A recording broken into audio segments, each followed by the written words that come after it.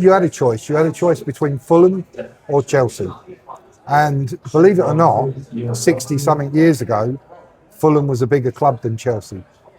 Obviously, that's changed over the years. But, you know, we waited 50 years for real success.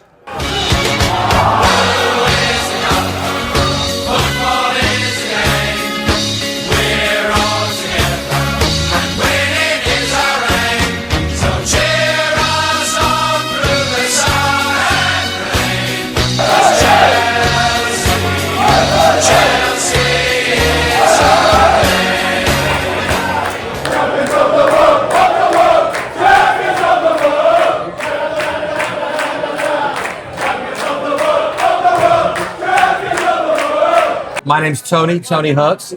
I've been living in Dubai for 8 years. I'm originally from the UK and from London, and I've been a Chelsea fan since the 1960s. My name is Nick Dully.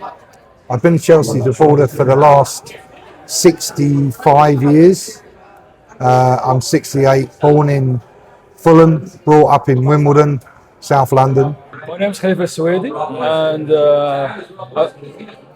obviously, I've been a Chelsea fan for 20 something years now. Yeah, so 2004, I would say. 2004, yeah.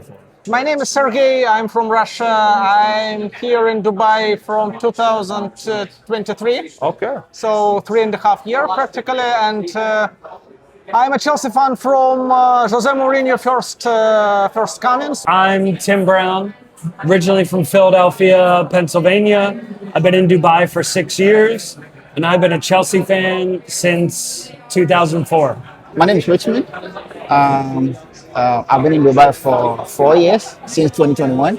And as a Chelsea supporter, I think all of my life, probably from since 26, when I was about 7 years old.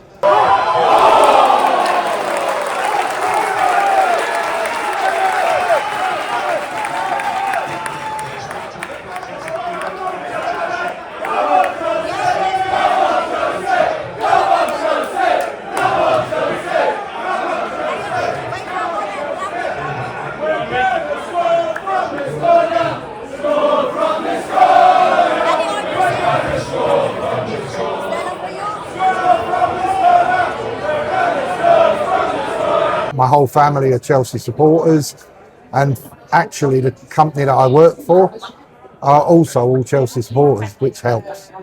And we have a box at Chelsea in the Harris Suite. So this is like a big family of it. It is, yeah, it totally is. It's with our whole family are Chelsea, and the people that I work with are, of course, all Chelsea as well. So I go to the bridge maybe 2 or 3 times a year when I'm at home. I've got cousins and relatives in West End, in Shed End. So, yeah, it's a real family affair. The first professional football match I ever went to, Chelsea played AC Milan in Philadelphia, and my dad took me. And that is what got me on the track. I was small, that I didn't understand everything. And after all, the reason is not Abramovich, the reason is Mourinho. So Mourinho made you a fan? Yes. And do you have friends or family that are also Chelsea fans? Or? No one. I'm the only one. My brother is fan of FC Bayern Munich. I think the thing that really turned me on, it was mentioned upstairs earlier, was the 1970 FA Cup final, where Chelsea won in a replay. And that was really big. I mean, for me to be honest, I love the color blue. That's what made me watch the fan. I mean, I would say like when I was a kid, I've known few teams around the world, but let's be honest, like you've been here in Dubai in the early 2000s, late 90s maybe. Most of the teams were known were like what? Real Madrid, Manchester United, Bayern Munich. These were the famous ones back in the day. And I was like, yeah, I'm a football fan before I became a Chelsea fan. So I was watching football here and there. As soon as I watched Chelsea, things were different. Like, I don't know, I just felt attached all of a sudden. And once you pick a club, you don't change from it. Growing up, I grew up in this part of the world where If you ever want to watch a football match, you're going to have to go out there, or just go to the pitch or field, or where it's like in a place like this where you get to see your other supporters watch the match and all of that. So there was a day in 2005. That was we had a match against Liverpool. I think it was the second leg of the Champions League in 2005. So there was this infamous ghost goal. That one actually got me captivated. I'm like, there was something about the Blues, that I just fell in love. I grew up falling in love with Chelsea.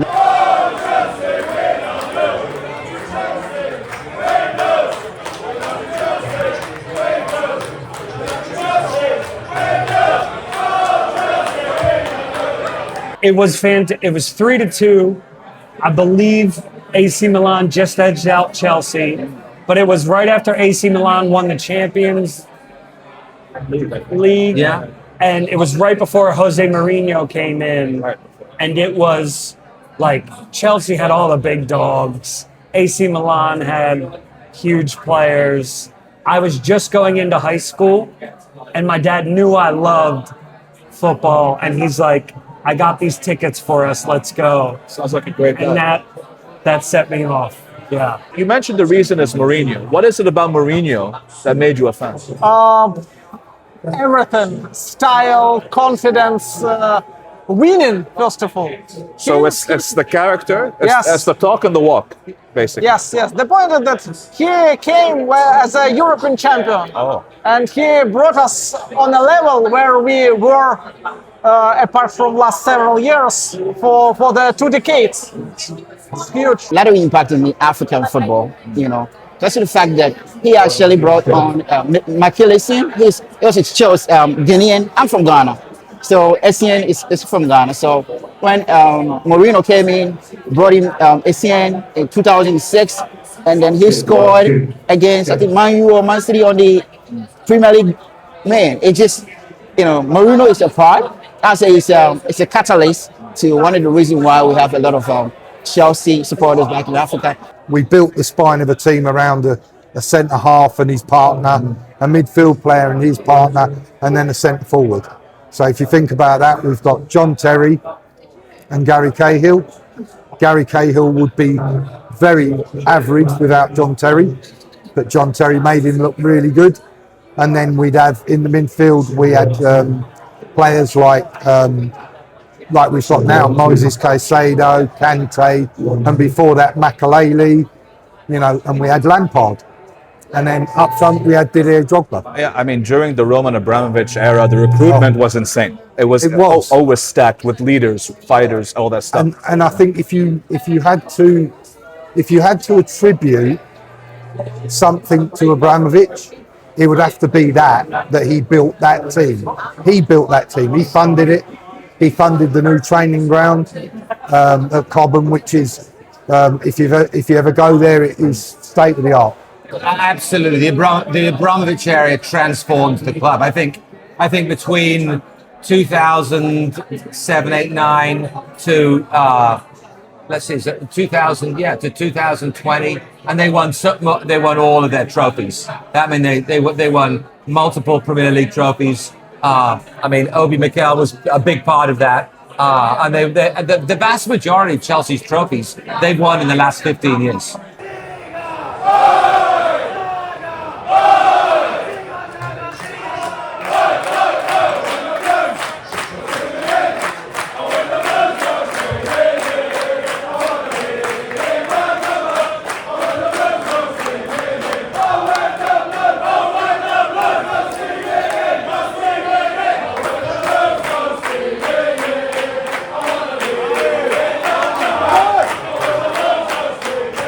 In the old days, all we wanted, we had Dennis Wise, we had heart in the team, and that's as an old school Chelsea supporter, that's what I want. I want to see a player play for the badge, for the shirt. Oh, since you mentioned the shirt, do you feel that they're playing for the shirt today, or they're playing for the company? No, they're not. The main reason is inconsistency in management and lower standards in the management, because it's not about, it's of course all about players, etc. But the first step was at the head of the management. Sport directors, even owners. We have one owner as Roman Abramovich and Marina Granovskaya as a chief executive. Yeah? And now we have at least two of them.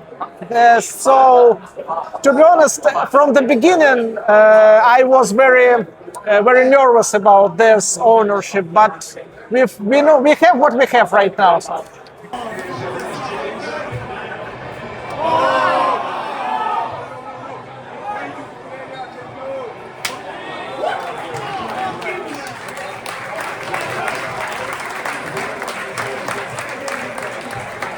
So my point is, this kind of recruitment is good business-wise, but titles-wise, competing-wise, in competitions and so on, I don't think it's the way.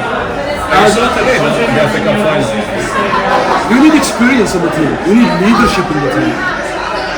If you will notice in many games, and this game was the same, the last 10 minutes of the game, players are not as motivated as they should be. Watch any football game, like from any other team. In the last 10 minutes when they are 1-0 down, they will fight tooth and nail to get back to the game. I haven't seen Chelsea being like that this season. Come on, Chelsea! Come on, Chelsea! Come on, Chelsea!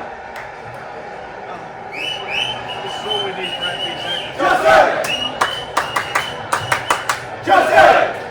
Earlier, like during the early 2000s, you could clearly see the manager has particular players he wanted, and the club went out to recruit them. Now, with the different levels of ownership, with Todd Bowley and the amount of money that's coming, it feels like if a player is hot at the moment, they go out and they're able to recruit so many different players, but it's, do they fit our style of play? Are they going to fit into the team? And you've seen, especially over the last couple years, we've brought in a lot of players, and some are going to last and some go out the door immediately. Our player roster is still enormous when it comes to the numbers that we have. So the recruitment has been interesting, trying to figure out what is the actual direct focus. And I would say things changed after the Abramovich ownership, and obviously there were political situations that went into that. But then I think the other thing that happens today, and it's not just Chelsea, but it's other clubs, when things are going badly, they pull the plug very quickly on managers. And they've been way too quick to do that with Chelsea. Tommy Tuchel is a good example, Maresca recently, and it's, you don't give managers a chance. I mean, go back to Alex Ferguson. When he first went to Manchester United, he didn't win anything to begin with. I'm not sure, was it a few years? 4 years, and they were ready to pull the plug, and look what ended up happening. And I know that part of that is the culture and the expectation to win, but because of that, they're not winning as much.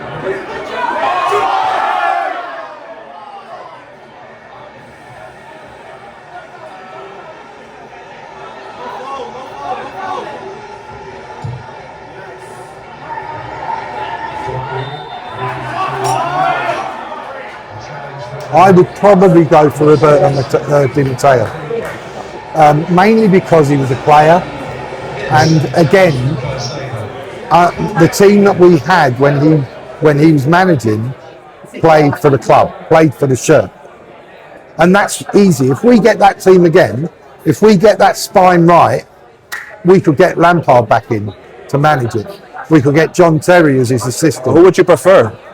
Lampard or I'd take Terry? Lampard. I'd take them both. Take them both. They're a Co-manager? partnership. Yeah. Okay. They're a partnership. That's true. Who is your favorite player currently at Currently? Chelsea? Yeah, currently. Currently, I would say Palmer. My favourite player at the moment is Cole Palmer. The reliability, how good he's been, it's Moises Casado. That's a difficult question. I mean, if you asked me last year, it would be Cole Palmer, but now it's This not. year, do you have one? Is there one? You can say no, there is no. I don't have a favorite player.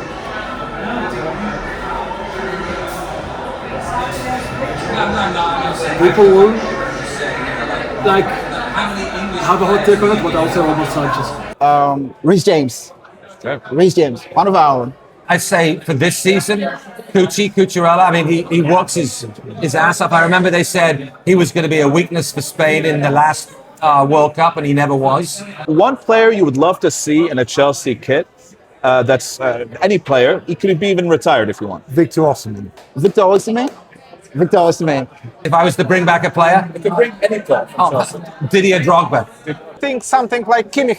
Give me a certified goal scorer, Harry Kane. The point is that the Chelsea, for me and all my friends and relatives, know that this is the second life. So I have one life with professions, families. This is the second one on the pitch, etc., etc. That's why I paid a lot of attention to this. One word, just stay helpful. I mean, let's just surprised believe in our team in the line. Oh, I've loved it always. It didn't matter if we lost. Well, in the old days, all we wanted, you know, we had Dennis Wise. You know, we had heart.